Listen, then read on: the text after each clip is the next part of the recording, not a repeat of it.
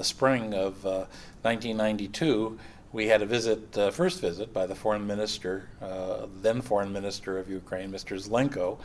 And for me, what really sticks in my mind is that the Ukrainian government wanted to redo each of the 37 agreements that the United States had with Ukraine at that time, or had with the Soviet Union. And we had to translate those all into Ukrainian. And I was responsible for certifying that the translations were correct. I didn't speak a word of Ukrainian, and yet I signed the documents that certified they were all right. And I went home that night and I told my wife, and I said a prayer that we did it okay.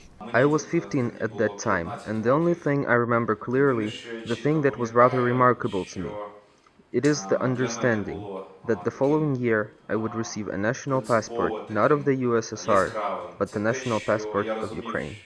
I had special feelings as I was finishing my studies in Moscow, and at the very same days, my last days in Moscow, the famous revolution was taking place. First time when I came to Ukraine was actually the late 1990s when I was working in Russia.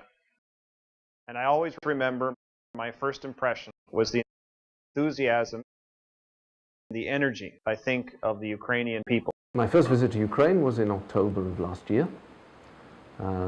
And I still remember the journey in from the airport, coming across the bridge, and you see the city of Kiev with the golden domes and the forests, the woods. This is, I think, actually the big surprise for the visitor on the first time to Ukraine, is quite how beautiful the city is. When I first came to Ukraine was in 2001. I've seen a real country which is sort of developing. I understood immediately that this independence is irreversible, which is a very good thing. It's a new country in the middle of Europe. It is still a young country, the independent Ukraine. It's basically the same age as my children. And if I look at what my children have been through in the last 20 years, there are good times, bad times, ups and downs. I think it's perhaps the same with Ukraine, but like with my children, I see the country maturing very nicely.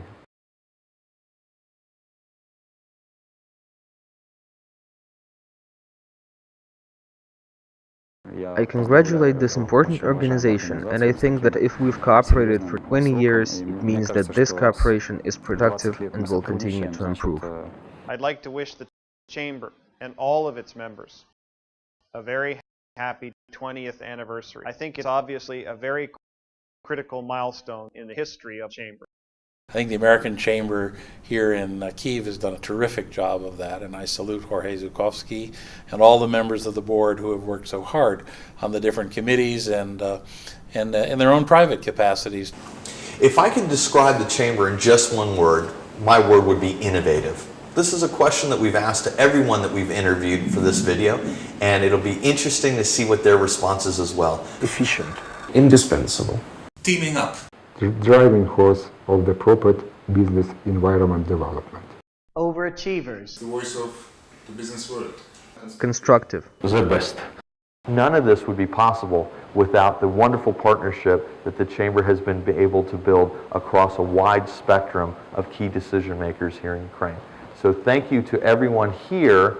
So thank you to everyone for that incredible support that you've provided to the Chamber over the years. And we look forward to another 5 years of success and celebrating again 25 years together.